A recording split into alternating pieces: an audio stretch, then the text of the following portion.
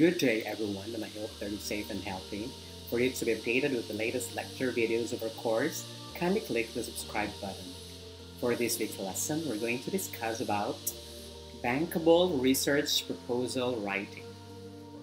This is a very essential topic, most especially if your degree program requires you to write a research proposal and a thesis in the future. This one is for you. But before we proceed, I have a profound question, and that is, what are the conventions of writing a research proposal? We'll find the answers as we go along. So, come and let's learn. The objectives of this lesson are: 1. Evaluate the reliability of printed and online references. 2. Apply the APA 7th edition guidelines in terms of in-text citation and referencing. 3. Synthesize various references in making a research proposal, employing proper paraphrasing and avoiding plagiarism. 4. Explain the definition and parts of a research proposal. 5. Discuss the conventions of writing the different parts of a research proposal. And 6. Write a bankable research proposal. Let's begin with the first topic, and that is the reliability of references. The question is, how do you evaluate whether your references are reliable or unreliable? Let's take a look at the videos. If it has the name of the author and the published date will not exceed more than 8 years before the current date.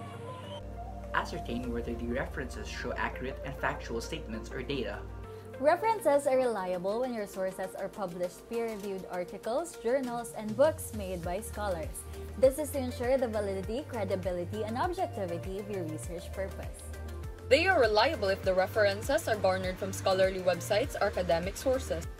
You can evaluate them by comparing it to a much reliable yet similar reference which you can find online or in some books.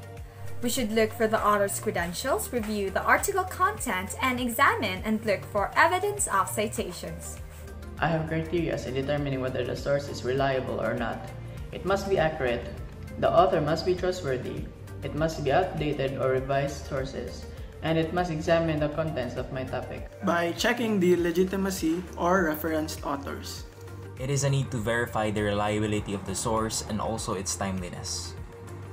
Evaluate by identifying if the source provides a detailed, well-reasoned statement analysis based on solid facts and its currency, then it is considered reliable.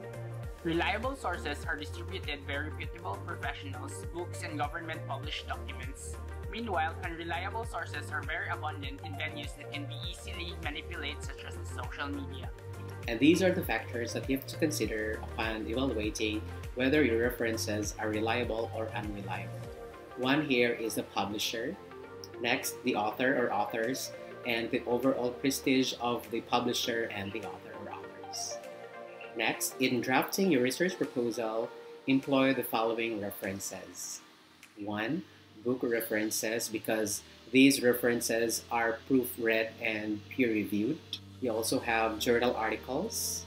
Take note also of predatory journals because they have less quality because they focus on money-making businesses. Next, magazines, newspapers.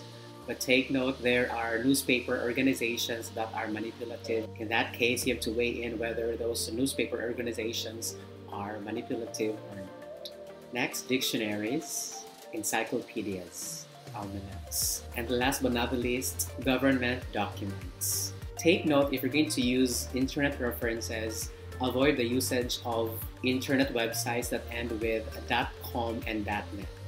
Instead, your references should contain .edu, meaning it's from an educational institution, .gov, meaning it's from a government agency, .org, meaning it's from an organization, and then .mil, meaning that's from the military.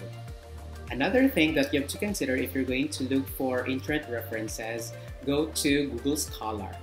If you're going to look for references in Google Scholar, you have to consider whether those journal publications are Scopus and ISI index journals, meaning they belong to reputable publishers. And I'm going to show you examples of Scopus and ISI index journal publications. For instance, you have from Elsevier, Science Direct, Routledge, Taylor and Francis, Wiley, Springer, and JSTOR. There's also this ERIC, capital E-R-I-C. If you're going to use Google Scholar, I'll show you the steps on how to do it. Let's take a look. I'm going to show you how to download your references using Google Scholar. So click your browser. For instance, I'm using Google Chrome, and then type Google Scholar, this one. Alright, and then click Google Scholar, and then type the keyword of the problem that you have identified based on your needs assessment. For instance, I'm using multilingualism. Okay, and in that case, you are provided with a lot of references related to multilingualism, both book references and journal articles. And then what you have to do also is you have to at least download references within 10 years. For instance, I'm using 2011 to 2021. This is just an example, and then click search. And here you're provided with a lot of references. Like this one is from Google Books, this one is from Wiley Online Library. So what you have to do here is just click open link in new tab for you to check the reference. Okay, and then if it's available or if it's for free, then it's fine. Sometimes references in Google Scholar are not for free. However, you can go to another site, and that is in Library Genesis. In Library Genesis, you can find a lot of references that encompass book and journal article publications, and these are for free.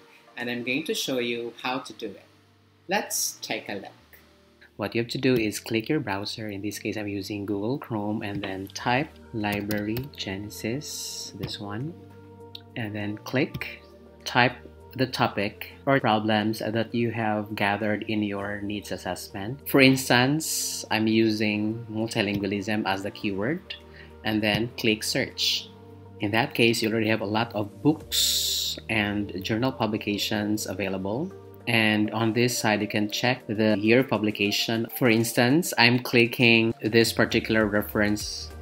This is just an example. And then you may click the book cover or the title of the book here. Either way, you will arrive at the same link. For instance, I'm clicking the cover. What you have to do next is click Get. Sometimes if your internet is not good, the result would be error. What you have to do is go back, refresh your browser, and then click Get until download begins. Okay, so I'm able to download this particular reference using Library Genesis. And then you can browse more references here. Let's proceed to the next topic, and that is American Psychological Association 7th edition. And the question is, what reference citation have you used before and why? Let's take a look. The APA format, since that was the required format to use way back in high school. I have used the APA format before solely because of how easy it is to use and to learn. The American Psychological Association, or APA citation format, is a reference style that is a standard in scientific and academic writing. It shows consistency and efficiency in the organization of your research paper. I have mostly encountered and used the APA citation because it is commonly utilized in the scientific field. I commonly use APA since it was reference citation that most of my past teachers recommended. I have always used the APA style citation because this style makes the paper easier to read and understand. Also, this format keeps a better flow and helps keep the focus on the substance of the paper. APA style because it provides clarity on research papers to complex topics, thus making it easier to understand. It also provides better flow to keep focus on the content of the paper. The APA style where we used it in the making of our research paper back in our junior and senior high school years. APA citation because it is widely used in writing scientific research papers.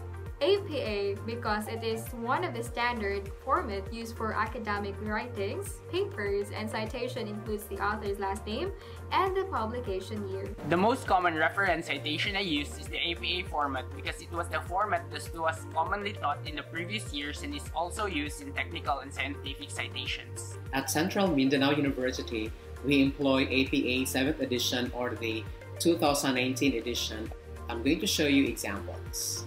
One here is book with one author, and the format here is the family name of the author, comma, and then the name initials of the author, the year enclosed in parentheses, period, the title of the book in italics, but take note you only capitalize the first letter of the first word, then period, the name of the publisher, period.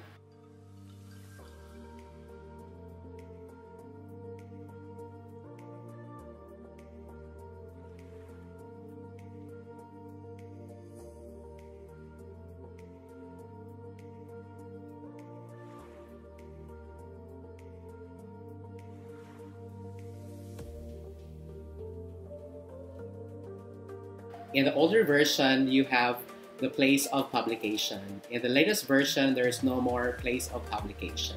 By the way, guys, take note that there's a space. For instance, the family name, comma, space, the first initial, period, space, the next initial, and then period. For instance, Kanagaraja, comma, S, dot, 2013, enclosed in parentheses, period, translingual practice, colon. By the way, if there's a colon, you have to capitalize the next word, and that is, for instance, capital G in global. And then you also capitalize proper nouns such as E in Englishes, and then N cosmopolitan relations, period, and then Routledge, period. Take note, the second and succeeding lines of your references should have this hanging indentation, and this is true to all. And if you're going to cite your references using in-text citation, it will become Kanagaraja 2013 highlights that and then the information coming from Kanagaraja. Or you begin with the information provided by the author and then open parentheses, Kanagaraja, comma, 2013, close parentheses, and then period. Take note, the period is after the close parentheses. Next, we have book with two authors. In the book with two authors is the same as the first one. It's just that after the initial of the first author, you put a comma and then use the symbol ampersand, just like the one on the screen. And then the same process goes. For instance, Garcia, comma, O, period, comma, ampersand, Lee, comma, W, period, 2014 enclosed in parentheses, period, and then the title, capital T for translanguaging, and then colon. Take note, capital L because it's after a colon. And take note also that the title is italicized, then period, Palgrave, Macmillan, period. In the in-text citation, it becomes Garcia and Lee, 2014, defined, and then the information provided, or the information provided, open parentheses, Garcia, ampersand, Lee, comma, 2014, close parentheses, period. Take note, if you're going to use the authors in the subject position, you have to spell the and, A and D. If you're going to use the other way around, use the ampersand symbol. Next is book with three or more authors. So it's the same as the book with two authors, it's just that there are three authors now, and then you still use the ampersand symbol. For instance, you have here Ryan King, comma, J.A., comma, Hart, A.W., comma, ampersand, Wunder Austin, comma, R, 2002 enclosed in parentheses, period, and then the title of the book, Strategies for Successful Writing, period. Here it has a later edition, so you have there the 6th edition, and then period, Prentice Hall. If it's the first edition, delete the edition portion there. And then for the in-text citation, you can have Ryan King et al. 2002 Stress. By the way, in the older version, you cite the authors actually up to 6. But in the new version of the APA, starting from 3 authors, you use et al. Already. For instance, the one or the example, like Ryan King et al. 2002 Stress, and then the information provided, or the information provided, open parentheses, Ryan King et al. Period, comma, 2002, close parentheses, and then period. Take note, the spelling of et al. Is et space al and then period. Let's proceed to book with 3 or more authors. In the older version, you cite up to 6, but here you cite up to 20. If there are more than 20, you cite the 19th. For instance, author, comma, SS, that's the 19th author. And then use ellipses, 3 periods. And then the very last author, like for example, author ZZ, something like that. And then for the in-text citation, you can use Harris et al. 2001 argue, and then the information provided, or the information provided first, and then open parentheses, Harris et al., comma, 2001, close parentheses, and then period. Next, book with a later edition. So if there's an edition portion, you add open close parentheses, the number of edition, and then the abbreviated ed. For instance, you have here second ed. So 2ND space ed period in close in parentheses. If it's the third edition, use 3RD space ed period. If it's the fourth and fifth and so on, you can use 4TH, 5TH, and so on. For instance, Cardon, comma, PW 2016, and then the title of the book in italics, Business Communication, colon, Developing Leaders for a Networked World, period. Second edition in close in parentheses, period, Macro Hill, and then period. And then in the in-text citation, you can use Cardon 2016 signifies and then the information provided, or information provided first, and then Cardon, comma, 2016 in close in parentheses, and then period. Next is book with a group author and then same publisher as the author. For instance, you have here American Psychological Association, period, 2019 in close in parentheses, period, Publication Manual of the American Psychological Association, period, and then 7th ed in close in parentheses, period, author, because the author and the publisher are the same. And then in the in-text citation, you can use American Psychological Association 2019 describes, and then the information provided, or the information provided first, and then American Psychological Association, comma, 2019 in close in parentheses, period. Let's proceed to the next one, and that's the edited book. And if it's an edited book, you just add capital E, small d, then period in close in parentheses after the initial of the author. If there are two or more editors, you just add S. For instance, capital E, small d, small s, period, and then in close in parentheses. For instance, Ball, comma, MJ, ed, period, in close in parentheses, period, 2010 in close in parentheses, period. The title of the book in italics, for instance, The Routledge Handbook of Social Linguistics Around the World, period, Routledge, period. In the in-text citation, you can use Ball, 2010 emphasizes, and then the information provided, or the information provided first, and then bold, comma, 2010 in close in parentheses, period. Up next here is article in journal publication without DOI or digital object identifier. And the format here is author, comma, initials, year in close in parentheses, period, the title of the article, not in italics, take note, period, the name of journal or periodical in italics, comma, volume number in italics, issue number in close in parentheses, comma, then the page range. By the way, in the page range, you use M dash, the longer dash. And then I'll show you an example like Lee, comma, W, 2018 in close in parentheses, period, and then the title of the article, Translanguaging as a Practical Theory of Language. Take note, it's not in italics, period. Next is the name of journal publication, and that's Applied Linguistics. So it's capital A and capital L. And then in italics, comma, 39 in italics, 1 in close in parentheses, comma, 9 M-30. And then in the in-text citation, you can use Lee, 2018 accentuates, and then the information provided, or the information provided, Lee, comma, 2018 in close in parentheses, period. Next, article in journal with DOI or digital object identifier. The only difference here is that after the pages, you put a period and then the URL format of the DOI, just like the one on the screen. In the in-text citation, you can use Elkins 1971 studies and then the information provided, or the information provided first and then Elkins 1971 in close in parentheses, period. Number 9, article in monthly magazine. So the format here is author, comma, the initials of the author, open parentheses, year, comma, month, close parentheses, period, the title of the article. Take note, it's not in italics. Instead, it's the name of magazine that you have to italicize, then comma, volume number in italics, issue number in close in parentheses, comma, page range, and then period. The page range here also uses the M dash. For instance, Quamen, D, open parenthesis, 2005, September, close parenthesis, period. The title of the article, that's Spirit of the Wild, period.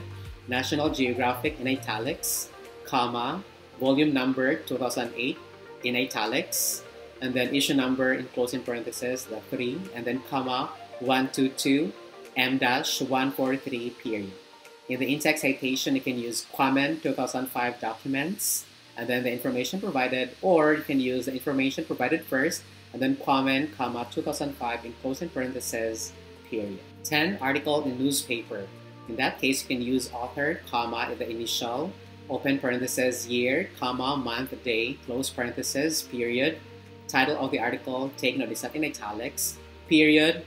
Name of newspaper in italics, pages. In the page range here, you do not use M-, instead you put a comma because sometimes the continuation of the article is on the next pages.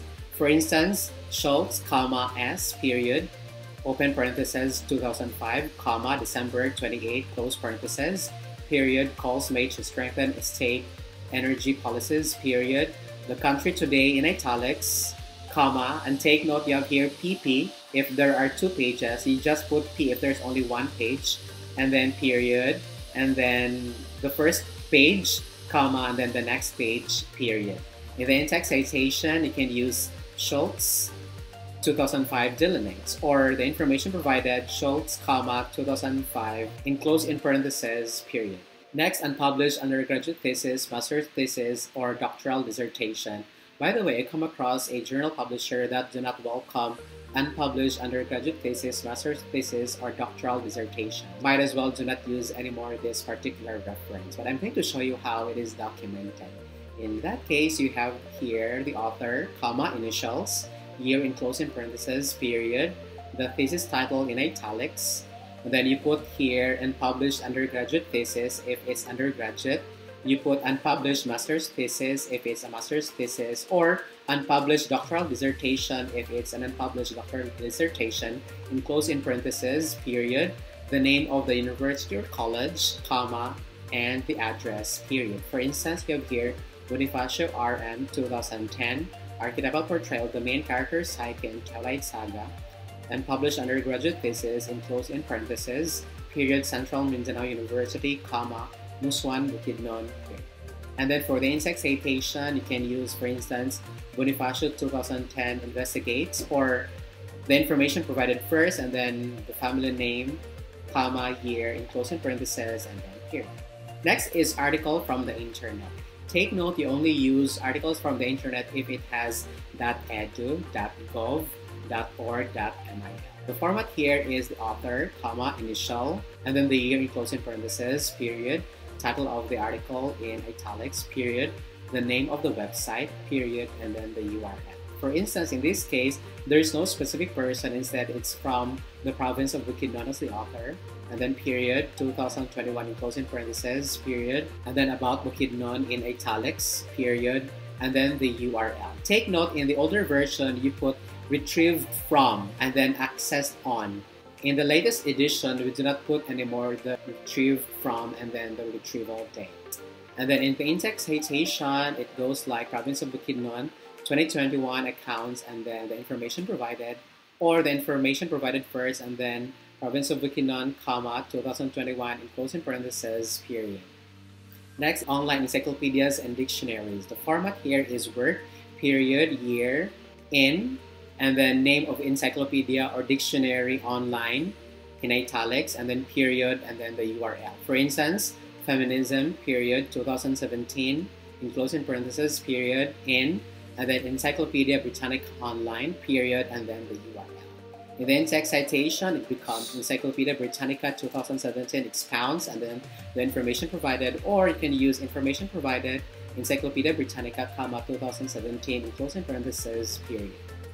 And then the next one here is encyclopedia, so the format is author, initials, year in closing parentheses, period, the word that you search, period, in, and then the name of encyclopedia in italics, then period, volume number, pages, and then in closing parentheses, period, publisher, and then period. For instance, you have here Bergman, PG, 1993 enclosed in parentheses, period, relativity, period, in the New Encyclopedia Britannica, period, VOL, dot 26, comma, pp, dot 501, m-508 enclosed in parentheses, period, and then Encyclopedia Britannica, period. In the in-text citation, it's like Bergman 1993 establishes and then the information provided, or you can use the other way around, which is information provided first and then Bergman, comma, 1993 in close in parentheses, period.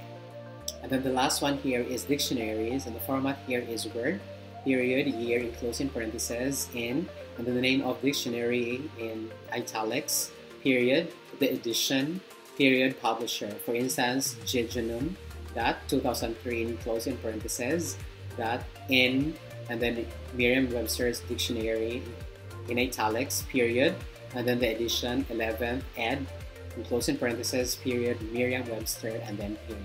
In the in-text citation, it's like Merriam-Webster's dictionary 2003 clarifies and then the information provided, or the information first and then of Merriam-Webster's dictionary, comma, 2003 in close in parentheses, and then period.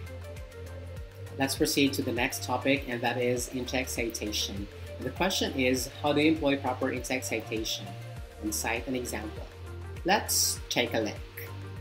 For example, Bonifacio 2021 emphasized that responses must be within the maximum of 5 seconds per video. The author's name and family name should be stated, followed by the year of the publication. For example, Hubel 2021. In an APA citation format, it typically shows the last name of the author and the publication year enclosed in parentheses. If necessary, a page number can be provided as well. For instance, Birds Fly Back, open parentheses, Soriasiak, comma, 2017, close parentheses, period.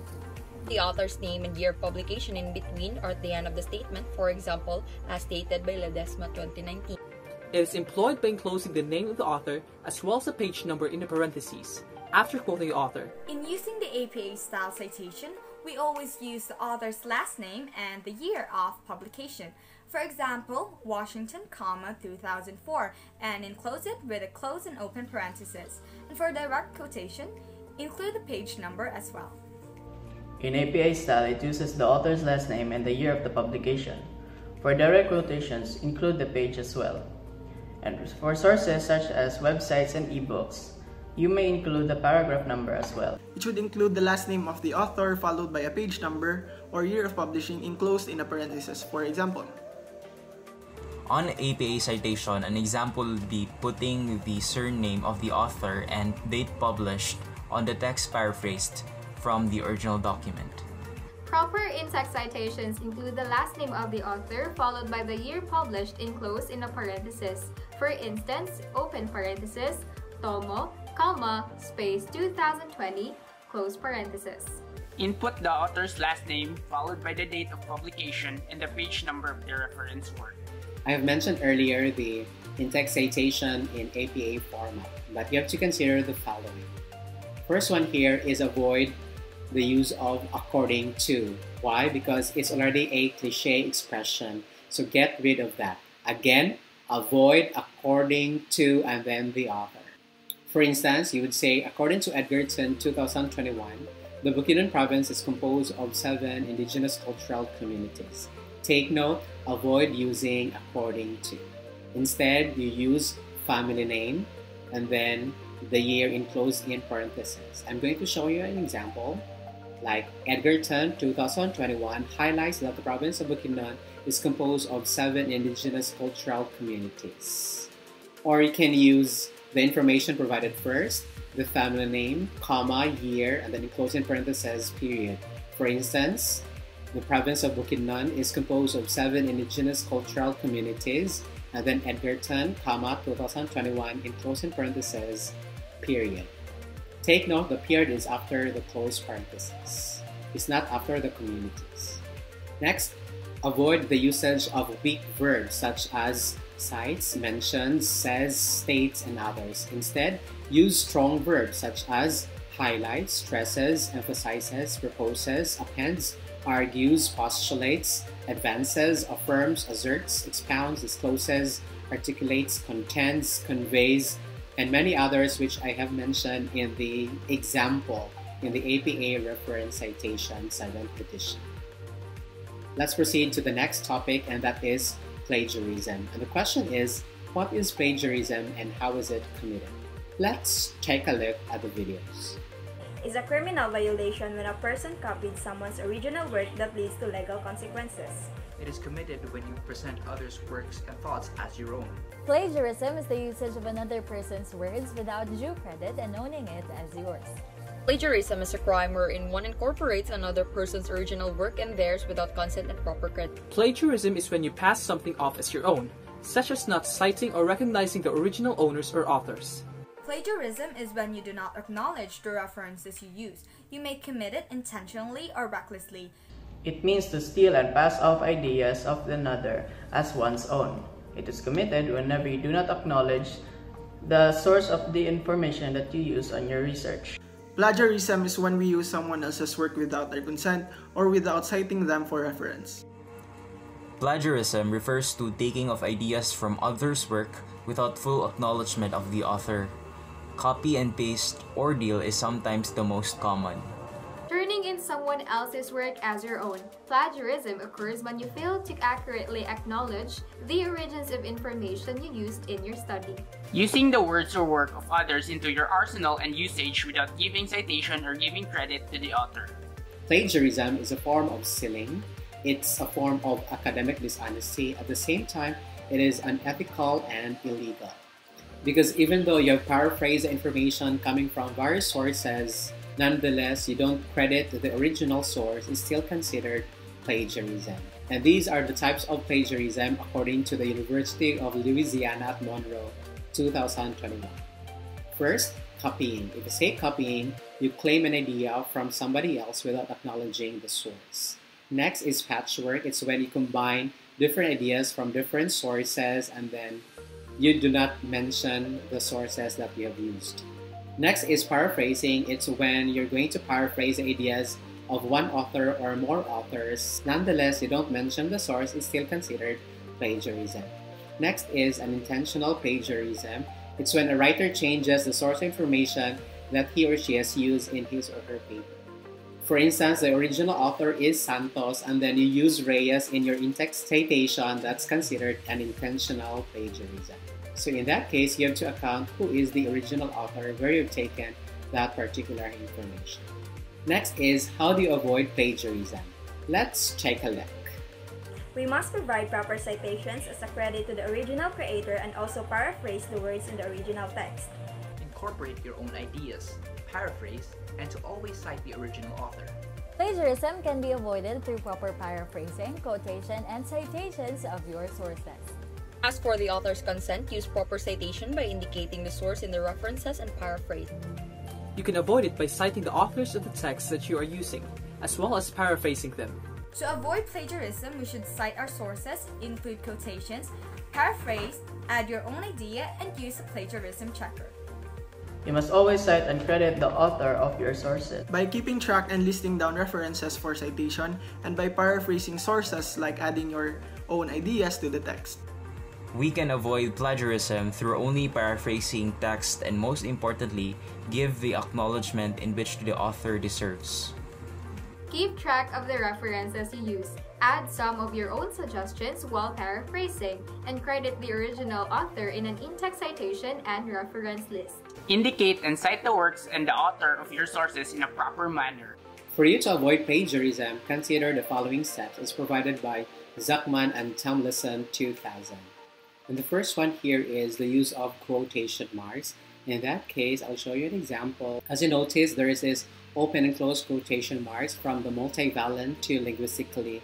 And aside from writing the author or the authors, comma, and then the year, you include the page number where that particular information is taken. That's the difference if you're going to paraphrase or not. If you're going to paraphrase, you don't need to put the page number in. So another thing here is to paraphrase. So take note, if you're going to paraphrase, you really have to do the proper paraphrasing and then change the sentence structure and then cite the source. Next is, how do you paraphrase concepts and ideas from various sources? Let's take a look. You should only get the main points, then use your own words as you write down the new statement. Retain the main idea and use words that wouldn't alter the thought of the whole sentence. Paraphrasing can be done by restructuring the sentences, separating information, and creating new content words. One may use paraphrasing tools or comprehend the source's context and rewrite it using your own words. You can paraphrase them manually, but you can also do it online as it will save you a lot of time and it's usually more accurate. Highlight or write down the key concepts of your sources and create a different sentence or passage with your version using the key concepts. You can add and insert your own ideas with the different information that you have gathered from different sources. You do it by reading the original passage and by creating your own version without looking at the original copy, then compare it to make adjustments. By writing the text in your own words with context to the original sources. To avoid plagiarism, jot down main concepts and extract ideas from a myriad of perspectives. Then, jot down your own interpretation of the source. Give yourself a clear view of the idea and concept of the text. Jot down your version of the idea by adjusting it a little. Note that you should not over-paraphrase. And these are the step-by-step process that you have to employ if you're going to paraphrase information from various sources. For instance, the original information is indigenous peoples continue to suffer discrimination, marginalization, extreme poverty, and conflict, and that's taken from the United Nations 2009. The first step here is you need to identify the keywords. In that case, you have to highlight the important terms. For instance, the important terms here are indigenous peoples, continue, suffer, discrimination, marginalization, extreme poverty, and conflict. What you have to do next is replace the keywords. In that case, look for the synonym of those keywords. For instance, indigenous peoples, autochthonous individuals, continue, perpetually, suffer, struggle, or afflict, discrimination, prejudice, marginalization, alienation, extreme poverty, destitution, conflict, strife. So you already have provided the synonyms. Next is rearrange the structure. If I'm going to rearrange the structure, for instance, I'm going to assign them numbers like indigenous peoples, 1, continue, 2, suffer, 3, discrimination, 4, marginalization, 5, extreme poverty, 6, conflict, 7. Like this. If you're going to change the sentence structure, you can make the first information last and then the last information in the first. It's just like making a sentence active to passive. For instance, the impact towards the indigenous individuals are marginalization, extreme poverty, discrimination, conflict, and I'm going to arrange them alphabetically. For instance, alienation, destitution, prejudice, strife. So you have here the format 5, 6, 4, 7. And then continue, that's 2, suffer, 3, and then indigenous peoples, 1. The arrangement now becomes 5, 6, 4, 7, 2, 3, 1. The next step that you have to do is you have to make a new sentence. And that is, for instance, you have this format, you now create this one. Alienation, destitution, prejudice, and strife.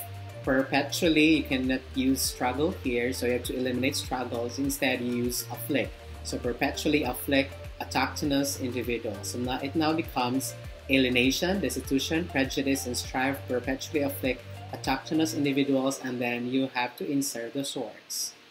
If you're going to compare the original versus the paraphrased version, the keywords here are not repeated, however, the meaning is still the same. Next, let's proceed to synthesis writing. The question is, what is a synthesis? Let's take a look. Is a method of combining existing knowledge from other sources to form reliable information. Synthesis is when you combine multiple ideas and concepts into one whole subject. Synthesis shows how the common ideas and viewpoints of your sources correlate with one another in order to create a strong and precise thesis statement. Synthesis is the process of collectively citing and combining ideas from various works correlated to the central topic. A synthesis occurs when one is drawing from different multiple sources in order to attain a specific goal, mostly in terms of literature. It is a composition or blends of parts or components in order to frame a whole, or simply putting things together. It is the act of combining your own ideas and ideas from others from different sources. Synthesis basically means to combine works and pieces as a whole. It is simply the combination of ideas from different sources with the same purpose. A synthesis is a written argument that incorporates evidence from a variety of sources with opposing viewpoints. This entails examining a number of sources and determining their relevance to your research. An amalgamation of ideas in different sources to pinpoint the main point of the overall point. If you say synthesis writing, you combine different ideas from various sources in one sentence, paragraph, or your overall manuscript. Let's proceed to the next question, and that is, how do you apply synthesis writing? Let's take a look. Properly choose information from reliable sources that are relevant to your topic and organize this existing literature.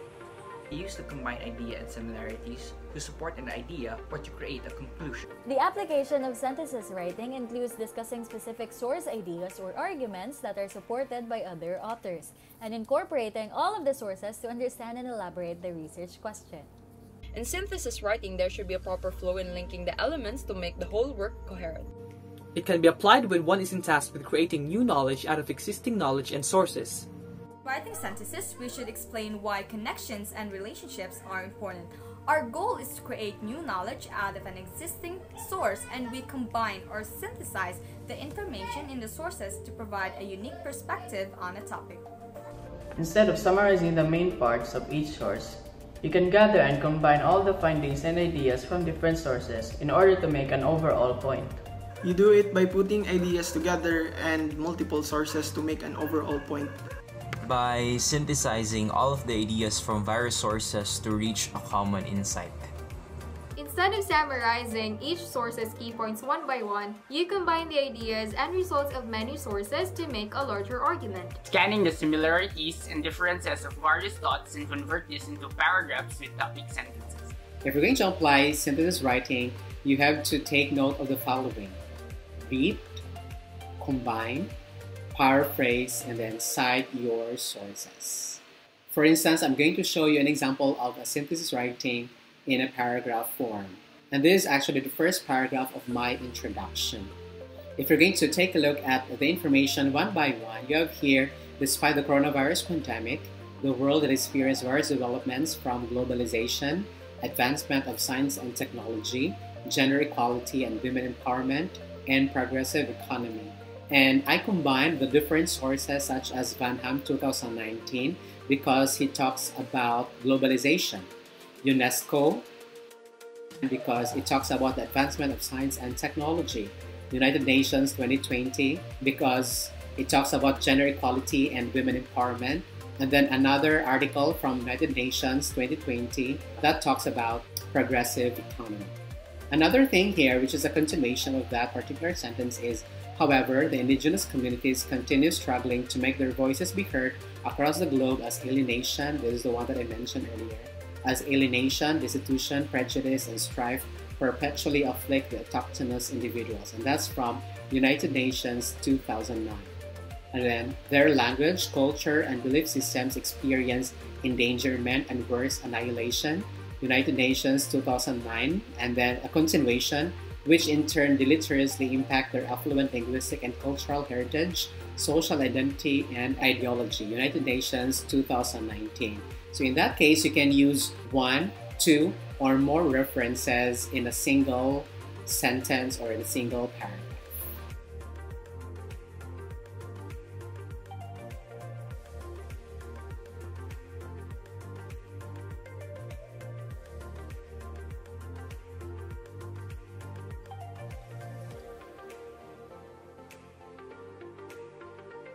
Next is research proposal. And the question is, what factors do you consider upon conceptualizing your research proposal?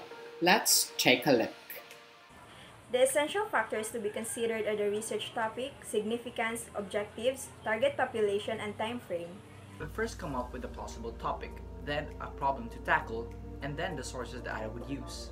A research proposal should start by the identification of the problem, specification of research objectives and hypotheses, research design, attainable respondents and participants, collection and analysis of data, and the research paper itself. I primarily consider the feasibility and significance of the research to my field of study. the clarity of your objectives and key ideas, as it will enable you to develop a clear and detailed plan. As much as the content of a good research proposal is of utmost importance, the structure and presentation are important factors in making your research proposal. You must choose a relevant topic that is both defensible and researchable. Reflect on what interests you have and research more about improving and stabilizing concepts that were already made that piques your interest. One of them are feasibility, overall budget, as well as its probable function to its users. Creating a research topic that is both defensible and researchable, you will need to contextualize and place your research in relation to what is already understood to do this. You must consider the capabilities in your arsenal such as accessibility, manpower, equipment, and intellectual capacity. And these are the factors that you have to consider. One is the time, whether you can complete this one with the allotted time.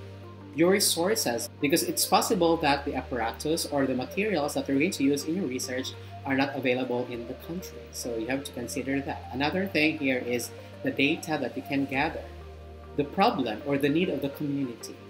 And another thing here is if it's interesting, at the same time, if it contributes to the body of knowledge. And these are the parts of your research proposal. You have here the research title, introduction, research objectives, potential outputs, beneficiaries, review of literature, research methodology, work plan, financial plan, and then references. Let's begin with the research title. And the question is, how do you finalize the title of your research proposal? Let's take a look at the videos. Clearly sum up general ideas that will allow the viewers to immediately know its nature and what to expect. To finalize a title, it should be concise, informative, and not too wordy. A research title should be concise and informative but provides the right keywords that reflect the variables of your study, its purpose, scope, and its type. First, the title must emphasize the issue and the scope of the study, and then it must have the groupmate's approval. It should be one that makes a positive impression of the article and one that stimulates the reader's interest. In deciding a suitable title for your research proposal, we should consider the purpose and the scope of the research and the type of research the paper aims to describe and the methods that are used. It must stimulate the reader's interest, devise a phrase, or ask a question, and must make a positive impression of the article. Grab an idea to the purpose and scope of your research. Making sure that the title encompasses the general idea on my research topic. Your research proposal title should clearly state the research methodology or main issue you want to pursue. Use words that will accurately resemble the whole study for the research title nomenclature. If you're going to formulate the title of your research proposal, you have to consider the following. 1. You have to take note if it is based on the identified needs or problems. Take note, your topic should be anchored on the needs assessment that you have conducted. So you have to choose one problem which you think needs an immediate, responsive, and dynamic action. Again, based on your needs assessment.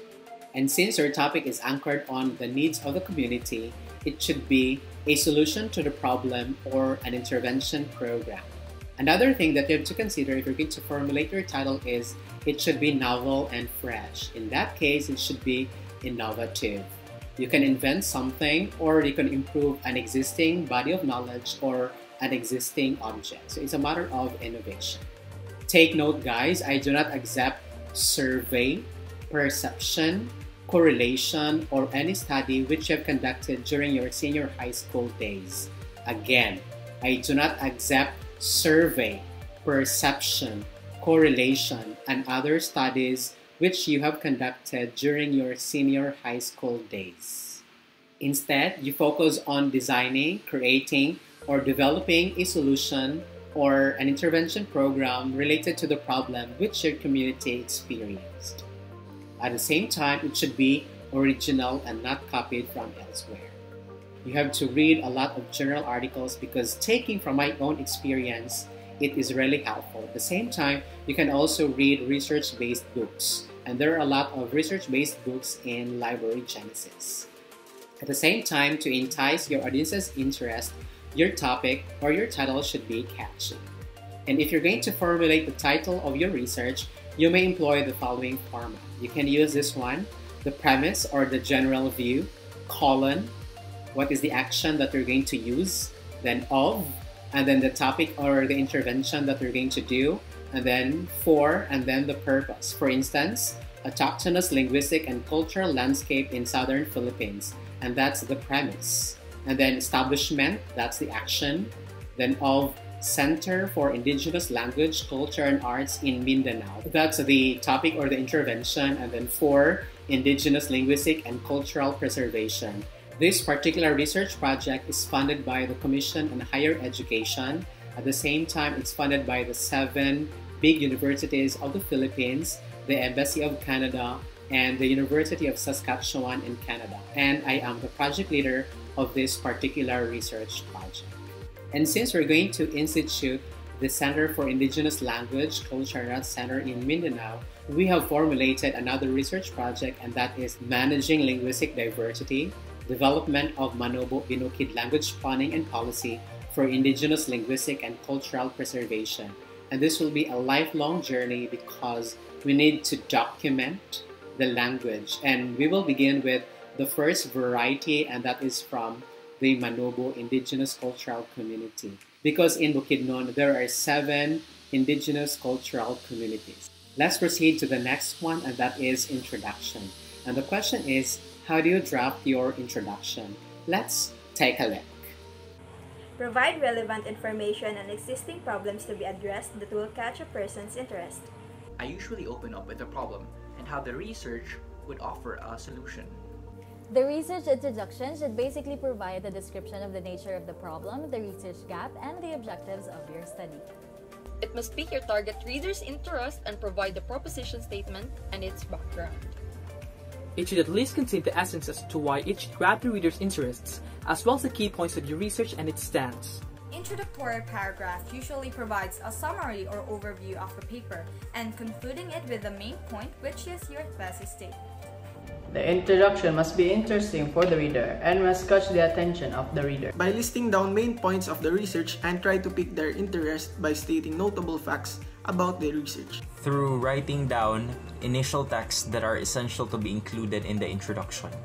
Introduce the subject, clarify its importance to the audience, state the thesis or purpose, and outline the key points in a way that draws the reader in. Introduce details that will be a sightseeing window for your study. This will include descriptive information, but do note that you should not overload your introduction. If you're going to write an introduction, you have to make use of John Wales's CARS model, or create a research space. And there are 3 major parts of this particular model. The first part here is establishing a territory, where you're going to highlight the present situation. And there are subsections of this particular portion here, and you have to provide at least 1 paragraph for each subsection. Okay, you begin with the world problem. So in a worldwide scale, what is the problem of the world related to the problem which you have gathered? And then on the next paragraph, you have to provide what are the interventions conducted by the world in order to solve this particular problem. For instance, the United Nations, UNESCO, World Health Organization, etc.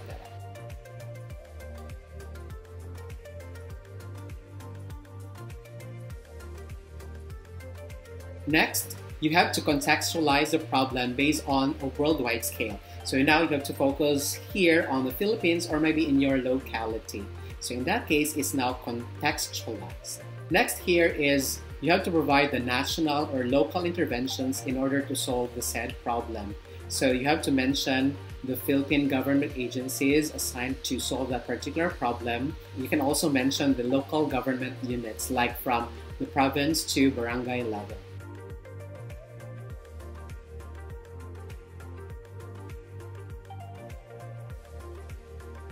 Another thing here is the topic background, and it depends on the topic.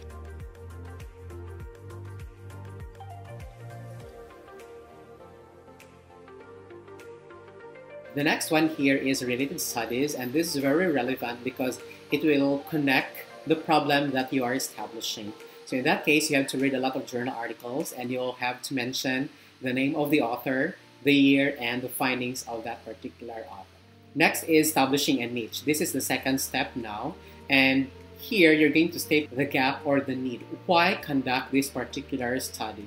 And in that case, you have to provide at least 1 or 2 paragraphs. The subsection here is the gap. It's where you're going to provide the limitations of the previous studies, what were not studied by those authors. You may write it this way, like for instance, in the West, like USA, Europe, Australia, a lot of studies were conducted on, and then what is the topic that you are writing, and then you write, however, in the Philippine context or in the Philippine setting, there are a few studies on, and then the topic that you are doing. Next here is the need. You have to highlight why conduct this study? What is the relevance? What is the significance? Or what makes it a necessity? Why you need to study this? Something like that.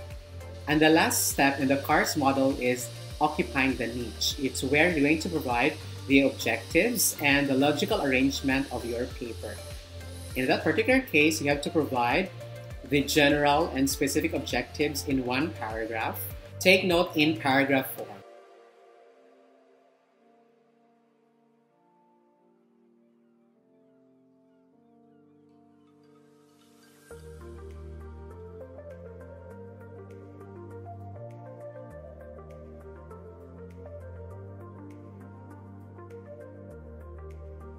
And then the arrangement of the article. You have to highlight the different parts of your review of literature, your methodology, and then the results and conclusion. But in the research proposal, you don't have results and conclusion yet, so leave that blank. But if it's a complete article, you have to include everything from RL, methodology, results, and conclusion. And you have to write that in 1 paragraph. And your introduction is now complete. Let's proceed to the next one, and that is the research objectives. And the question is, how do you formulate your research objectives? Let's take a look. By anticipating what needs to be achieved and how will it benefit others. It should address the goals of the research, and it should be viable. The formulation of your research objectives should be clear and concise statements aligned to the variables stated in your research title and your conceptual framework. It must be realistic and must indicate the study subject, scope, and variables it would tackle. It should include the goals that you set in your study, as well as to inform the readers on what you want to research. Research objectives should be general or specific. It serves to guide the activities in your research and should define the focus of your study. It must define the main focus of my study and establish its purpose. By identifying the focus of the study and what you hope to achieve.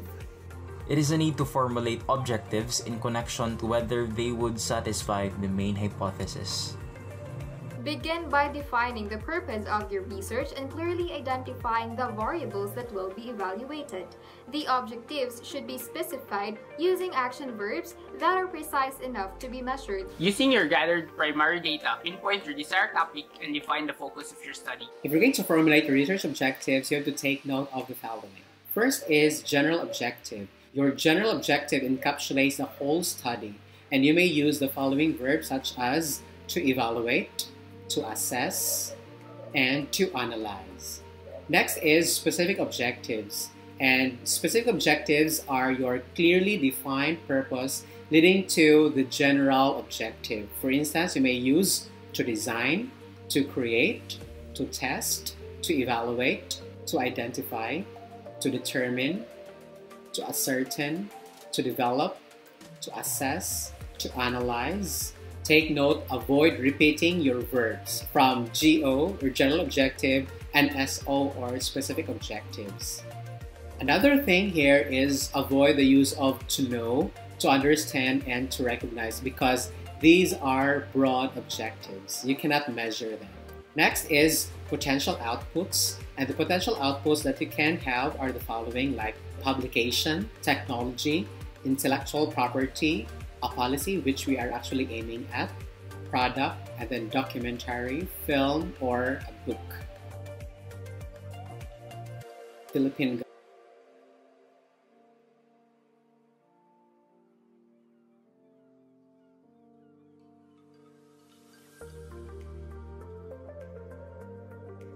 and so on. Let's proceed to the next, and that is review of literature. And the question is, how do you synthesize your review of literature? Let's take a look. Choose relevant information from reliable sources and paraphrase them. We can also use matrix method for more organized and understandable literature.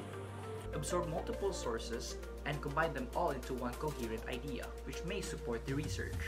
The synthesis of your RL should include all the variables in your study, including the indicators under the variables they belong to. One must comprehensively input ideas connected to the main topic to fill the prior knowledge gaps. It should contain knowledge and findings from existing literature that are relevant to your topic. When you write a literature review or essay, you have to go beyond just summarizing the articles you have read. You need to synthesize the literature to show how it all fits together. Organize your gathered sources and outline the structure of your desired synthesis. Read the abstract of the selected articles and evaluate them for faster synthesizing of the literature. Organize all of the information gathered and make sure each of them are connected logically. Should arrange the sources gathered, sketch out the structure needed, compose paragraphs with subject sentence that explains what the paragraph is about and how each sentence in the paragraph relates to it. Organize the data in a hierarchical manner and revise, paraphrase, and cite the sources. In that case, if you're going to write your review of literature, you have to synthesize the following: a general viewpoint of the topic, specific viewpoint of the topic, the developments, the gaps. In that case, you have to read a lot of journal articles and book references because they have a lot of topics that they discuss and you can use them in discussing yours. Alright, next one here is the research methodology. And the question is, how do you plan your research methodology? Let's take a look. By considering what methods or techniques are appropriate to your research questions and objectives. To specify the process in which you would follow in order to get the needed data. Research methodology should be planned with the goal that the execution of the research project is in line with the proper logical reasoning process that relies on the attainment of the research objectives. One should utilize available resources and include necessary steps based on the objectives of the research. It should provide other researchers or the readers of your paper with a way to validate and understand your results. Research methodologies should contain the procedures used to identify, select, process, and analyze information about the topic. It must explain my methodological approaches where I can justify my choices. By listing and describing your methods of data collecting and methods of analyzing. I will include all of the procedures to be taken from start to end.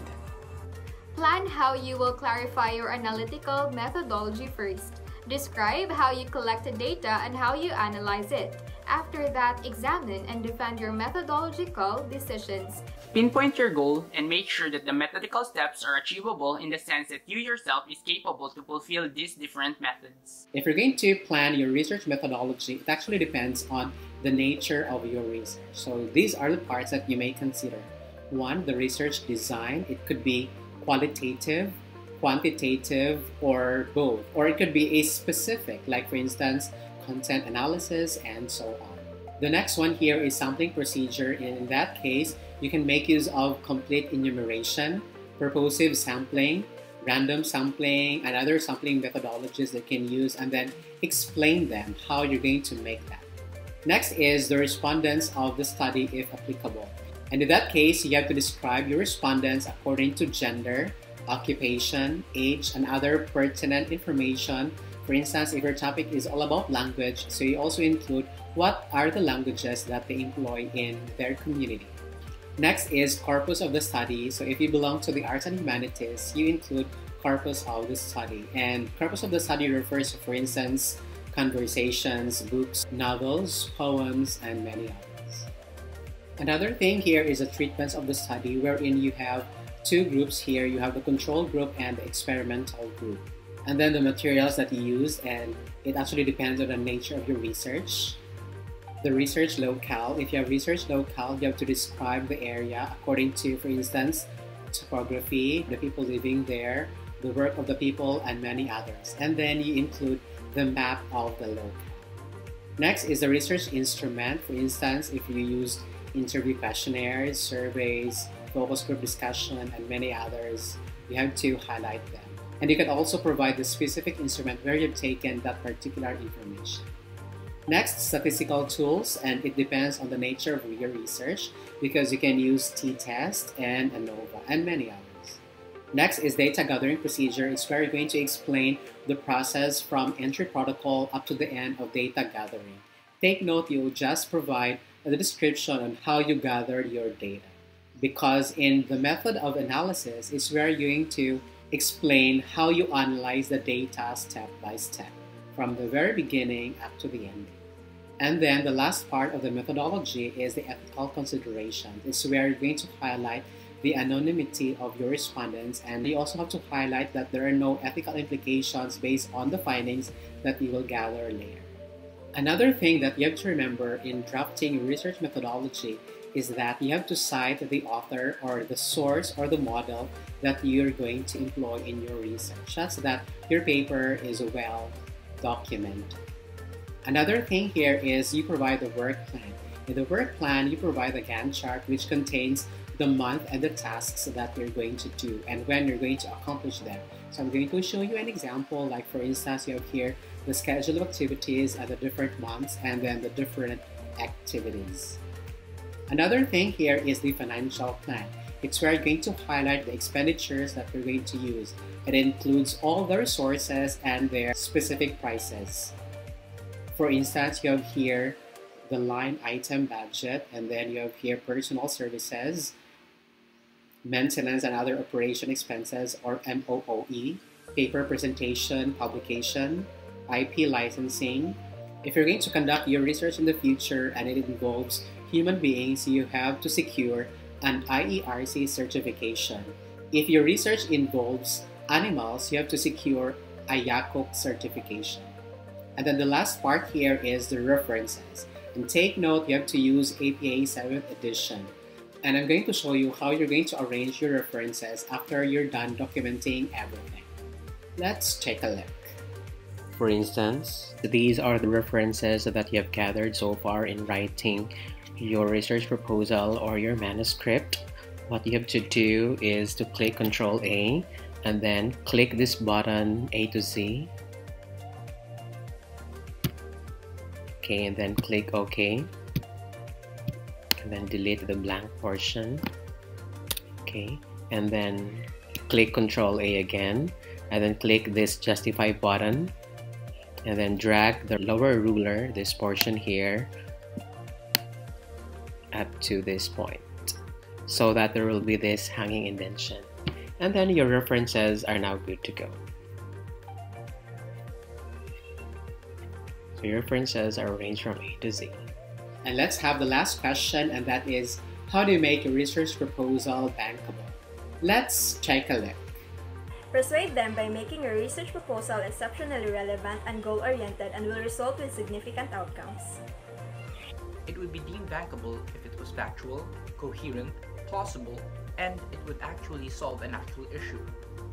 An effective research proposal is bankable when it follows the right format, has the right citations, and provides accurate and concise knowledge in addressing the research question or the research problem.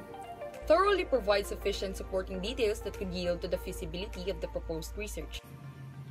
The idea should be exciting and beneficial but yet feasible, as it will increase the chances of grabbing the panel's attention. You have to make sure that your proposal must be reliable in order for it to be bankable. It must consist of information to convince others that you have a worthwhile research project and that you have the competence and work plan to complete it. Be knowledgeable about the study and never cease to research and research to produce quality results. I will ensure its feasibility and probable function to its users. A well-written proposal clearly outlines each phase of the study cycle and how to address a specific need. A study plan should be comprehensive enough to stand on its own. A proposal to be bankable must be equipped with accurate, solid details, interesting possible study outcomes, and different objectivity of the study. Take note, if you want to make your research proposal bankable, you have to follow the conventions of writing a research proposal. You also have to be excellent in your grammar. So in that case, you have to proofread and make use of Grammarly.